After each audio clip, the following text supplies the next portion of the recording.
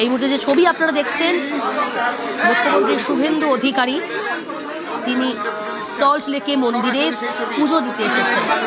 আজ মুখ্যমন্ত্রীর দ্বিতীয় জনতার দরবার, এখান থেকেই তিনি পৌঁছে যাবেন সল্ট লেক বিজেপি সদর দফতর অর্থাৎ বিজেপির কার্যালয়, সেখানেই তিনি জনতার দরবার করবেন।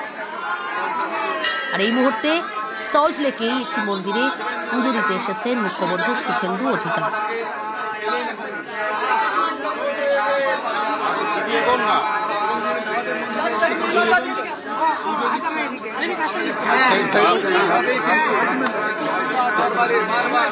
আজ ফের মুখ্যমন্ত্রী জনতার দরবার, সরাসরি জনতার কথা শুনবেন তিনি। তবে তার আগেই সল্ট লেকে একটি মন্দিরে পুজো দিতে এসেছেন মুখ্যমন্ত্রী শুভেন্দু অধিকারী। গত সোমবারের পর আজ ফের তার কর্মসূচি জনতার দরবার।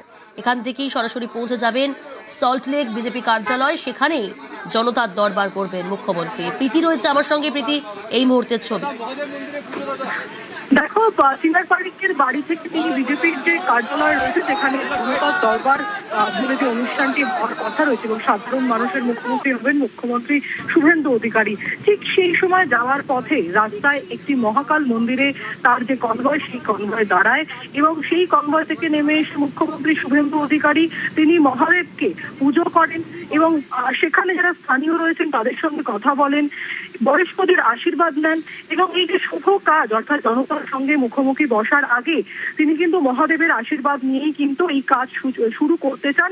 তাই জন্যই কিন্তু এই পুজো দিয়ে একেবারে বিজেপির যে দলীয় দপ্তর রয়েছে, দলীয় কার্যালয় রয়েছেন, সেই দিকে রওনা দিয়েছে। বেশ, আজ ফের মুখ্যমন্ত্রীর জনতার দরবার, সরাসরি জনতার কথা শুনবেন। তবে তার আগেই সল্ট লেকে একটি মন্দিরে পুজো দিতে এলেন মুখ্যমন্ত্রী শুভেন্দু অধিকারী। সেখান থেকে ইতিমধ্যেই রওনা দিয়েছেন সল্ট লেকে বিজেপি কার্যালয়ের উদ্দেশ্যে। বিজেপি সিগনেচার কর্মসূচি জনতার দরবার, গত সোমবারের পর আজ ফের কর্মসূচি।